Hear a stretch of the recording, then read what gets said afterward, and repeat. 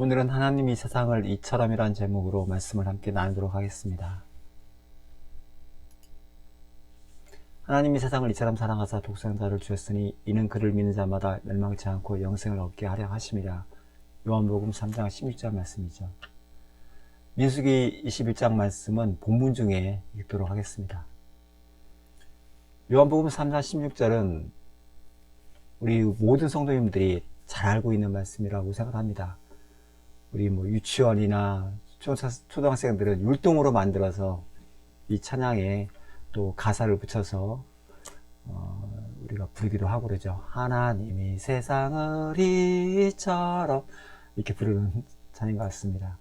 독생자를 주셨으니 이는 그를 믿는 자마다 멸망하지 않고 영생을 얻게 하려 하심이라. 이 말씀이 우리가 잘 알고 있지만 이 말씀의 의미를 좀 살펴봤을 때 이 말씀을 어떻게 해석하냐에 따라서 우리 기독교가 많이 갈라지는 그런 말씀이 되었던 것을 우리가 알 수 있습니다. 오늘 그런 부분을 좀 살펴보면서 우리가 이 말씀을 어떻게 해석하는 것이 하나님이 우리에게 이 말씀을 주시고 예수 그리스도를 이 땅에 주신 그런 의미를 잘 아는 것인지 한번 살펴보도록 하겠습니다.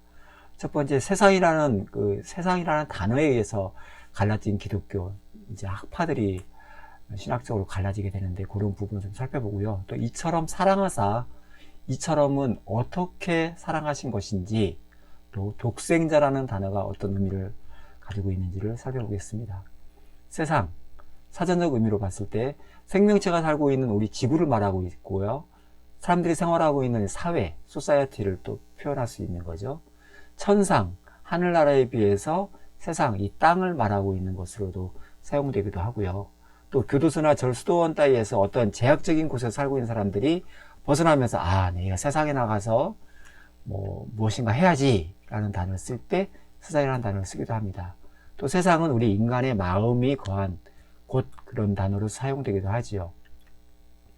성경에서는 어떻게 사용되고 있는지를 살펴보시죠. 코스모스, 헬라어로 코스모스라고 하는데 그 단어의 의미를 보면은 영어로는 월드라고 표현됩니다. 또 어떤 부분에서는 오더로 사용되기도 하는데요. 월드, 우주, 지구, 또 오더는 질서가 잡혀 있는 것, 잘 꾸며진 장식. 또 여러분, 잘 꾸며진 장식 하니까 성전, 어떤 그런 의미가 좀 담겨 있는 것 같다는 생각이 또 들기도 하시죠. 신약 성경에는 115번이 사용되는데 그 중에 요한은 105번을 사도 요한에 의해서 언급이 되기도 합니다. 사용됐던 의미를 크게 두 개로 보면은 모든 인간들, 세상, 결국 구원받지 못한 자들, 또 그런 자들을 칭할 때, 그리스도인에 대비해서 죄 속에 있는 모든 인간들을 칭할 때 우리가 바로 말했던 세상을 사용합니다. 또 두 번째, 세상에 속해 있었으나 그 중에서 진리를 깨달아서 하나님의 백성이 된 우리 성도, 교회, 이런 부분을 칭할 때 세상이라는 단어를 쓰기도 합니다. 제가 아까 보편구원론자라는 부분을 말씀드리면서 첫 번째, 세상 A, 모든 인간, 세상, 죄 속에 있는 모든 인간들을 하나님이 구원하신다라고 해석을 하는 보편구원론에 대해서 잠깐 살펴보겠습니다. 만인구원설, 총체적 구원론이라고도 하기도 하고요. 그 주장을 살펴보면은 세상을 모든 인간으로 해석을 합니다. 전체, 창조물 인간 전체는 구원을 받아서 그들이 모두가 다 천국에 가게 된다 라는 그런 이론인데요. 하나님은 죄인의 구원을 원하시면서 그 구원은 개개인의 어떤 사건이 아니라 모든 사람들이 차별 없이 똑같이 구원을 받게 하신다. 그래서 예수 그리스도를 이 땅에 보내주셨다라는 말씀으로 해석을 하죠. 가장 먼저 주장했던 벤 네뷰와 이러한 학설은 18세기 미국에서 굉장히 왕성한 활동을 하게 됩니다. 지금도 안식교나 유니테리언주의자들이 이 학설을 받아들여서 기독교 내에서 이런 학설을 믿는 자들이 굉장히 많은 것을 우리는 알 수 있습니다. 이런 주장에 대한 비판을 잠깐 드려볼게요. 그들은 모든 인간들이 다 하나님의 구원을 받아서 천국에 간다라고 하는데, 그러면 모두가 다 천국에 가면 지옥은 없어야 됩니다. 근데 성경은 분명히 지옥에 대해서 명확한 설명을 해주고 있거든요. 간단히 몇 개만 살펴보면 누가복음 13장 28절 너희가 아브라함과 이삭과 야곱과 모든 선지자는 하나님 나라에 있고 오직 너희는 밖에 쫓겨난 것을 볼 때에 거기서 슬피 울며 이를 가리라. 거기서 결국 하나님이 계시지 않는 어떠한 곳 지옥에 떨어져서 슬피 울며 이를 갈게 될 것이라는 말씀인 거죠. 또 마태복음 25장 46절에도 그들은 영벌에 의인들은 영생에, 또 성경에는 양과 염소로 또 표현하기도 하고요. 이런 부분이 베드로전서 3장 19절에는 그가 또한 예수님입니다. 그가 또한 영으로 가서 옥에 있는 영들에게 선포하시니라. 이 말씀을 이제 천주교에서는 옥을 연옥이라고 해석을 해서 예수님이 연옥에 가서 죽었던 예수님을 구원을 받지 못한 자들에게 다시 복음을 선포해서 그들을 구해낸다. 그러면서 연옥에 떨어진 자들을 다시 구원하기 위해서 이 땅에서 기도가 필요하다. 이런 식으로 설명을 하기도 했었습니다. 물론 연옥설에 의해서 우리 기독교가 개신교가 개혁을 하는 그런 시발점이 됐던 것을 우리는 역사적으로 알 수 있는 거죠. 그러나 이 옥은 연옥이라기보다는 지옥이라고 해석을 해야 되는 게 맞고요. 예수님이 지옥에 가셔서 하나님의 심판을 선포하셨다라고 이 말씀을 해석하는 게 보다 더 정확한 해석이라고 봅니다. 그리고 두 번째, 아까 첫 번째는 보편 구원론자들을 얘기했었고요. 두 번째, 알미니안주의에 대해서 살펴보겠습니다. 주장은 구원론에 있어서 인간이 이성을 통해서 바로 구원을 받게 된다. 비록 하나님이 이제 아담을 만들어 주셨을 때 아담이 죄를 짓게 되지 않습니까? 그러나 우리 아담에게는 자유의지가 있어서 하나님의 구원의 역사를 우리 인간이 깨달아서 그거를 받아들인 자는 구원을 받는다. 이런 부분을 해석을 하는 거죠. 켈빈주의는 구원에 있어서는 하나님의 주권을 강조하는 반면에 그들은 인간의 자유와 능력을 구원에 있어서 인정을 해야 된다는 거죠. 화란개혁교회의 신학자인 야코부스 아르미니우스가 이를 주장을 하고 그 제자들이 갖다가 이 사상을 발전시켰는데 지금 우리 기독교 내에도 이러한 사상을 받아들인 어떤 종교 흐름은 감리교나 성결교 또 이제 오순절파들이 결국 내가 믿어서 예수님의 복음을 내가 생각해서 내 이성으로 옳구나 이 말씀이 맞구나 라고 받아들이는 것, 이제 그런 흐름들이 알미니안주의라고 우리는 볼 수 있습니다. 하나님의 구원 사역을 인간의 이성을 통해 이해하고 받아들임으로써 구원을 얻게 되고, 이러다 보니까 인간이 선택하고 우리가 믿게 되면은 바로 우리 인간들이 또 실수하고 믿음을 버리게 되면은 구원도 버리거나 구원에서 탈락될 수 있다라고 해석이 되기도 합니다. 어떤 많은 목사님들이 한 번 받았다고 구원에 대해서 너무 자신하지 말아라. 구원에서 떨어질 수 있다라고 주장하는 그러한 부분은 이라는 알미니안주의자들의 주장의 흐름이라고 볼 수 있습니다. 그러나 저는 이런 주장에 대해서 우리가 또 비판을 좀 해볼 수 있는데요. 만약에 우리 인간들이 그런 복음을 안 받아준다 하면 예수님께서 성경에도 예언되어 있었고 많은 선지자들이 그런 예수님에 대해서 설명을 해줬는데도 불구하고 또 예수님이 이 땅에 오셔서 십자가 죽음을 통해서 우리에게 구원을 완성해 주셨는데도 불구하고 우리 인간들이 이거 복음이 안 믿어지네? 예를 들어서 한 명도 안 믿었다고 그러면은 하나님이 예수님을 십자가에 죽게 하신 그러한 사역은 헛것이 되는 거죠. 제가 좀 더 심한 표현으로 개죽음을 당한 겁니까? 정말 하나님이 그렇게 무능력한 하나님이라면은 우리가 믿을 수 있는 하나님이라고 과연 우리가 말할 수 있을까요? 저는 이 알미니안주의자들의 주장은 매우 잘못되었다고 봅니다. 두 번째, 성도의 구원이 취소가 된다면 하나님이 구원하신 자를 견인해서 성화를 통해서 영화까지 끌고 가신다는 말씀은 앞뒤가 안 맞는 말씀이 되는 거죠.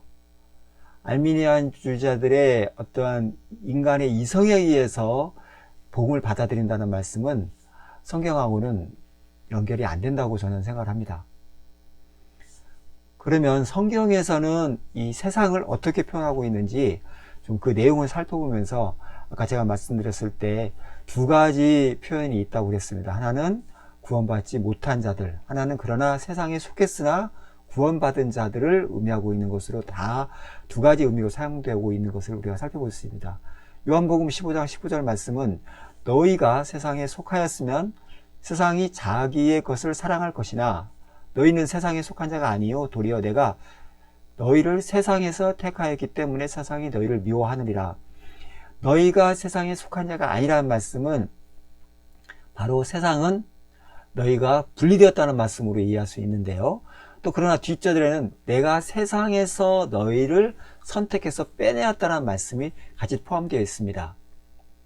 요한복음 1장 29절에는 세례 요한이 예수님을 보자마자 보라 세상 죄를 지고 가는 하나님의 어린 양이로다. 저는 이제 요한복음을 이렇게 생각을 합니다. 1장에 빛이 있었는데 모든 세상은 빛을 바라보지 못하지만 그 중에 빛을 알고 이해하는 자, 그런 자들이 바로 하나님의 자녀가 되는 권세를 받는다라고 요한복음 1장 이제 12절에는 설명이 되어 있고요. 29절에 와서 바로 빛을 바라보지 못하는 자가 있는데 바로 그 빛을 알아본 세례 요한이 등장하는 거죠. 우리 교회를 대표하는 자가 등장을 하는 겁니다. 구약 교회를 대표하는 자가 바로 세례 요한이고, 이제 12명의 제자들은 결국 나중에 성령에 의해서 우리 신약 교회를 대표하는 자들로 세워지는 거죠. 바로 요한복음 1장 29절에는 세상 죄를 지고 가는 하나님의 어린 양이로라는 이 세상 죄를 세례 요한이 사용을 합니다. 우리가 이 말씀을 보면은 세상을 책망하시리라는 단어를 통해서 이 세상이 어떠한 부분으로 사용되는지, 아까 이제 첫 번째는 아까 말씀드렸던 전체 우리하고 반대적인 부분에 있어서 세상을 얘기하고 있는데, 지금 세례 요한이 세상 죄를 지고 가는 하나님의 어린 양이로라는 단어를 쓰고 세상을 책망한다는 단어를 요한복음 16장에서 표현하고 있는데, 이 단어를 한번 살펴보겠습니다. 그가 와서, 성령님이시죠. 그가 와서 죄에 대하여, 의에 대하여, 심판에 대하여 세상을 책망하시리라. 이 세상은 바로 지옥에 들어갈 자들이 포함되어 있는 세상이라는 것보다는 거기서부터 구원에 이르게 되는 선택된 우리 교회, 우리를 칭한다고 볼 수 있습니다. 즉 책망은 그들에게 하는 것이 아니거든요. 하나님의 자녀들에게 세상을 표현하면서 책망하는 거거든요. 깨닫게 하신다는 의미로 말씀을 볼 수 있습니다. 그 말씀을 보충해 주는 말씀, 요한계시록 2장 4절과 3장 19절 말씀을 같이 보겠습니다. 그러나 너를 책망할 것이 있나니, 너는 바로 우리 성도들이죠.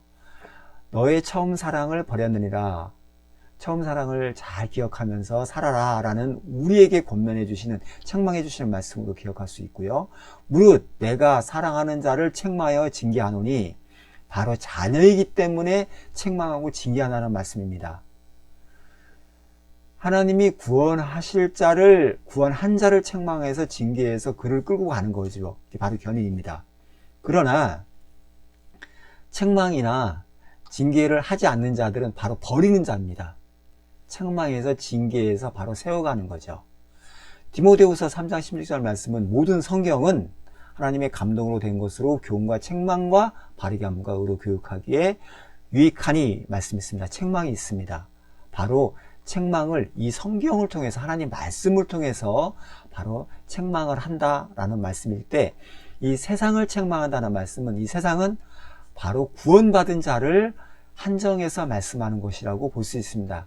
그들에게 죄에 대해서 알려주고, 이에 대해서 알려주고, 심판에 대해서 알려서 바로 거기서 구원해내서 하나님의 자녀로 이끌어간다라는 말씀으로 우리가 세상을 이해할 수 있습니다.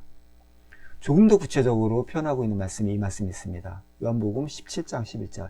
나는 세상에 더 있지 아니하오나 그들은 세상에 입사없고 나는 아버지께로 가옵나니 거룩하신 아버지여 내게 주신 아버지의 이름으로 그들을 보존하사 우리와 같이 그들도 하나 되게 하옵소서. 바로 그들이 세상에 아직 있게 된다는 거죠. 예수님이 죽으시고 부활하고 승천하셔서 아버지께로 가지만 내게 주신 아버지의 이름으로 그들을 그래서 이제 우리가 예수님의 이름으로 바로 기도하고 그러는 건데요. 그들을 보존하고 우리와 같이 성부, 성자, 성령 우리와 같이 그들도 바로 진리를 깨달아 하나가 되게 하옵소서, 진리를 깨닫는 자가 되게 하옵소서. 예수님이 바로 돌아가시기 전에, 십자가에 지기 전에 우리를 위해서 기도해 주시고 있는 내용으로 말씀을 볼 수 있습니다. 바로 세상이라는 단어를 2번 사용하고 있는데 그렇게 이해하시면 좋겠습니다. 이제 두 번째, 이처럼 사랑하사라는 부분을 한번 보겠습니다. 모세가 광야에서 뱀을 든 것 같이 인자도 들려야 하리니, 모세가 광야에서 뱀을 든 것 같이 이처럼 인자도 들려야 하리니 말씀을 해주시고요. 15절 말씀은 이는 그를 믿는 자마다 영생을 얻게 하려 하심이라. 16절 하반절에 있는 말씀하고 같이 반복적으로 사용하고 있는 거죠. 민수기 21장 5절부터 9절 말씀은 아까 본문 처음에 읽지 않았으니까 다시 한번 이제 이번에 읽겠습니다. 백성이 하나님과 모세를 향하여 원망하되 어찌하여 우리를 애굽에서 인도해 내어 이 광야에서 죽게 하는가? 이곳에는 먹을 것도 없고 물도 없도다. 우리 마음이 이 하찮은 음식을 싫어하노라 하매 여호와께서 불뱀들을 백성 중에 보내어 백성을 물게 하심으로 이스라엘 백성 중에 죽은 자가 많은지라. 백성이 모세에게 이르러 말하되 우리가 여호와와 당신을 향하여 원망함으로 범죄하여 싸우니 여호와께 기도하여 이 뱀들을 우리에게서 떠나게 하소서. 모세가 백성들을 위하여 기도하매 여호와께서 모세에게 이르시되 불뱀을 만들어 장대 위에 매달아라. 물린 자마다 그것을 보면 살리라. 모세가 놋뱀을 만들어 장대 위에 다니 뱀에게 물린 자가 놋뱀을 바라본 즉 모두 살더라.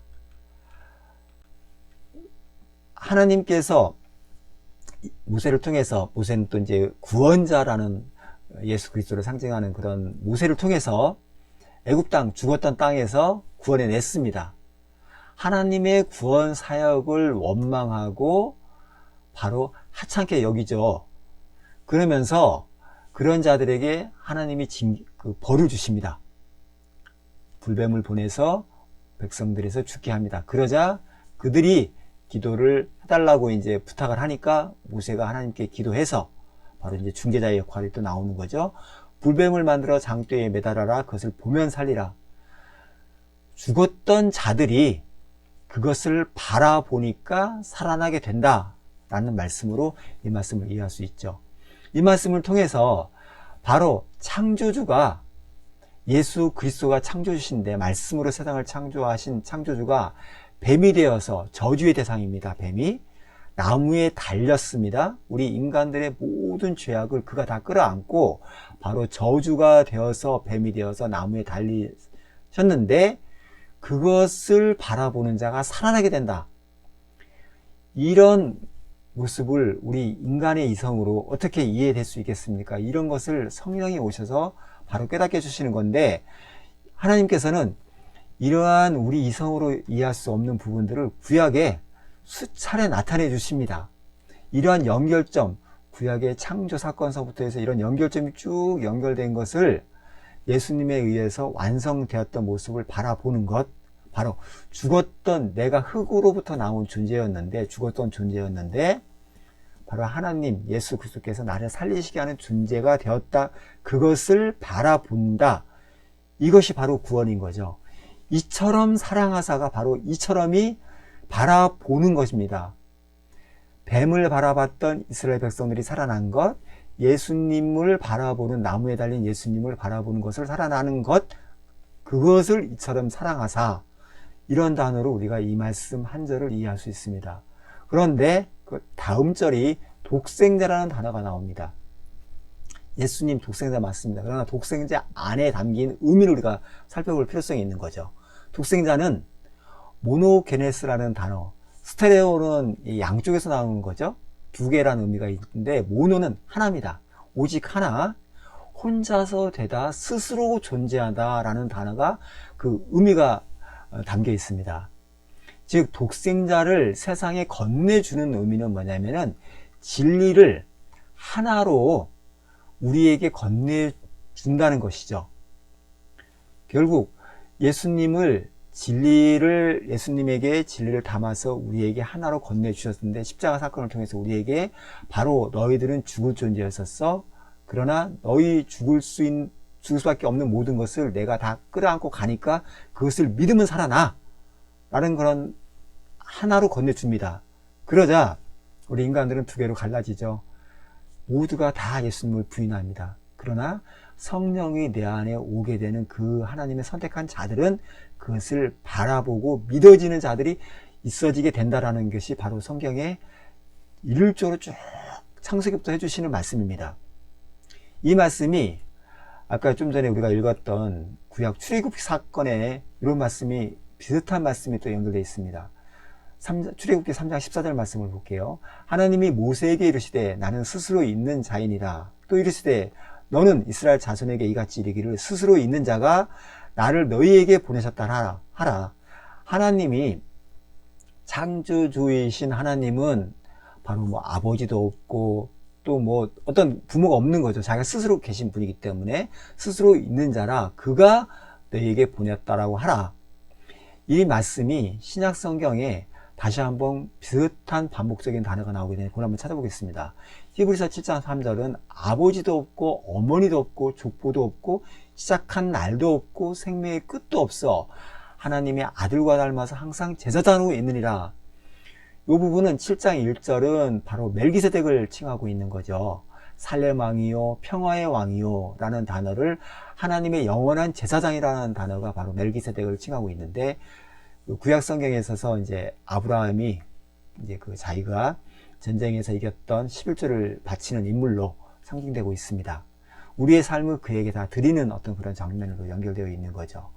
바로 예수 그리스도를 상징하는 스스로 있는 자, 독생자라는 단어가 히브리서 7장 3절에 표현되어 있고 구약 성경에도 이렇게 표현되어 있습니다. 물론 다른 성경들도 많이 나오지만 독생자라는 의미는 그냥 무슨 마리아가 아들을 한 명 낳았다, 또 하나님이 아들 한 명을 보내줬다 이런 단어로 보는 것보다는 바로 그가 스스로 진리가 하나가 되어서 하나님이 우리에게 세상에 툭 건네주었다 라는 의미로 이 독생자를 바라보는, 해석하는 것이 보다 더 정확한 해석이라고 볼 수 있습니다.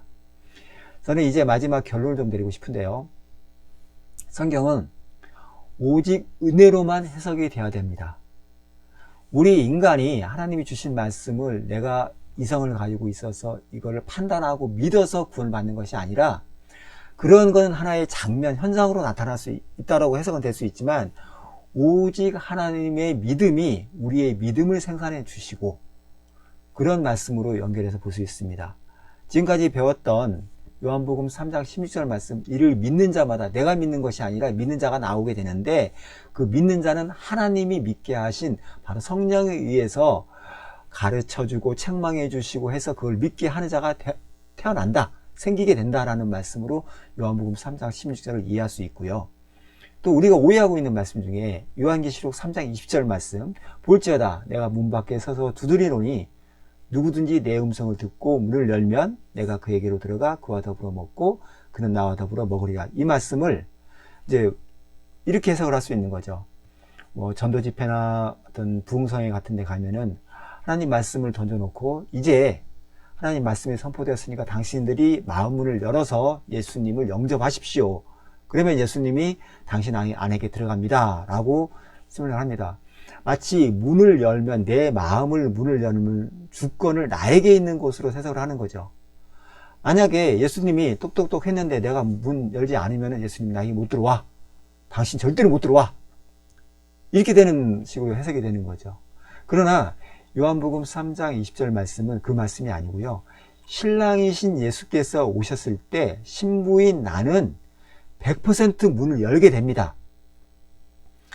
예수님이 문 밖에 와서 신랑께서 똑똑똑 문을 두드리면 신부는 당연히 문을 열게 되고 그가 들어가서 같이 결혼을 해서 함께 더불어 먹고 마시고 행복하게 살아갑니다. 이러한 장면을 설명해 주고 있는 말씀이고요.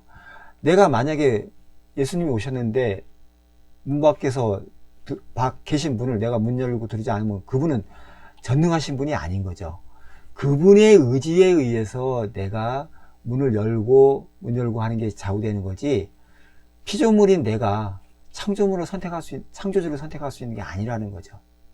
바로 성경은 내가 지금 예수님을 믿게 된 것, 내 의지로 믿은 것이 아니라 하나님의 의지에서 하나님의 사랑하심에 의해서 내가 예수님을 믿게 되었다라는 그 은혜의 말씀으로만 해석이 돼야 성경이 일률적으로 창세기서부터 시작해서 요한계시록까지 하나의 줄기가 되어서 쭉 풀리는 것이라고 저는 생각을 합니다.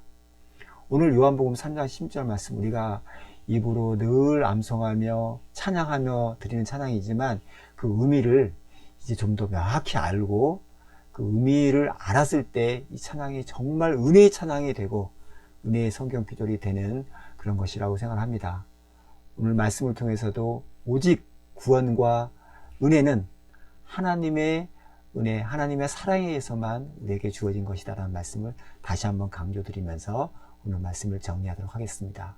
감사합니다.